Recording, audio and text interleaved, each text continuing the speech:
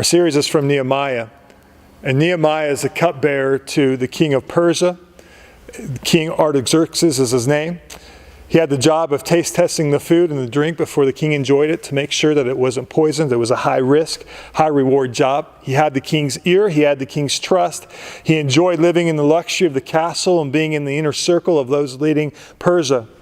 Jerusalem was where Nehemiah had roots. That city laid in ruin for over 100 years, devastated by the Babylonians. The people of Jerusalem were in exile. He's 900 miles removed from them, or from the city, yet he had this love for the homeland. Some people come to visit him, some family and friends, and they give him a report. You can read about it in Nehemiah chapter 1, verses 2 and 3.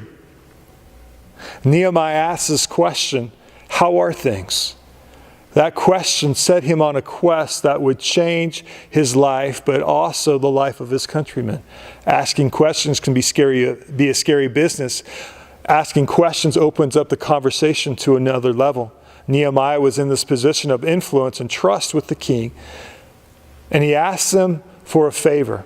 He has the favor of the king, and so he asks the king a question a little bit later in Nehemiah chapter 1. We'll look at it. What do you do with the question?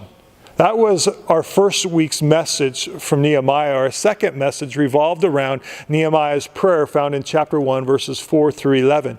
Nehemiah is living in the wait from the time he found out about the condition of Jerusalem and to before he approached the king was 4 months. So his heart's heavy. He's been praying. He's been fasting. He's been mourning over the city. And he's developing this love and this feeling for the city. His prayer contains some powerful directives for our prayer life. Number one, he recognized the greatness of God. You see that in verse 5. The disciples asked Jesus how they should pray. And Jesus said something similar. Our Father, hallowed be your name. It's right-sizing God. Don't ever forget that God is greater than your situation and your challenge. In the middle of a great need in a broken city, Nehemiah remembers the greatness of God.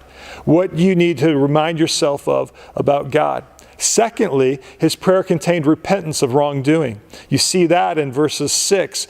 Let your ear be attentive and your eyes open to hear the prayer of your servant that I now pray for you day and night for the people of Israel, your servant confessing the sins of the people of Israel, which we have sinned against you.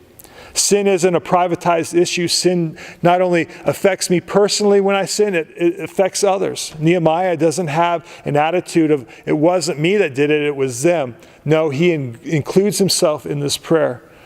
There's a life principle that I live by. If I mess up, I fess up. Nehemiah did that. Number 3, in prayer, rely on the relational, restorative character of God. Nehemiah does that as well as he looks to the covenants and to the promises of God right there.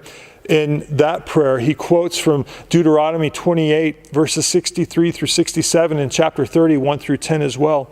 8 times through the book of Nehemiah, the word remember appears. What do you need to remember about the Lord? And lastly, we learned about Nehemiah's prayer was this. Nehemiah requested boldly before God. O Lord, let your ear be attentive to the prayer of your servant and to the prayer of your servants who delight to fear your name, and give success to your servants today, and grant them mercy in the sight of this man. Be encouraged by this example of Nehemiah. Ask bold, audacious prayers, and then be available to partner with God on the outcome. My prayer is that you'd have a great discussion time. I encourage you to be reading the book of Nehemiah as we preach through this series over the next several months. Know this, that I'm praying for you. I'm praying for your group tonight, that it would be a powerful discussion, but also that your relationships with one another would be deep. God bless.